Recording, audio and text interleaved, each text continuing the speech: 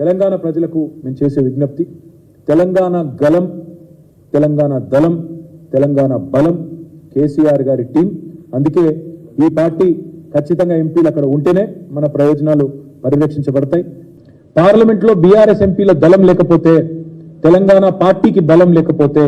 తెలంగాణ పలుకుబడి ఢిల్లీలో పడిపోదా దయచేసి ఆలోచించండి మన గలం ఉండదు మన బలం ఉండదు మళ్ళీ మనం అనామకులుగా ఎట్లయితే ఆనాడు తెలంగాణ పదాన్ని శాసనసభలో నిషేధించినారో రేపు పార్లమెంట్ లో కూడా తెలంగాణ అన్న పదమే వినబడకుండా పోయే ప్రమాదం ఉంటది బీఆర్ఎస్ లేకపోతే ఇది కూడా రాష్ట్ర ప్రజలు గుర్తెరగాలని చెప్పి కూడా నేను కోరుతా ఉన్నా తెలంగాణకు న్యాయంగా దక్కాల్సినవి దక్కనప్పుడు అన్యాయం జరిగినప్పుడు అడిగేది ప్రశ్నించేది కలబడేది నిలబడేది మళ్ళీ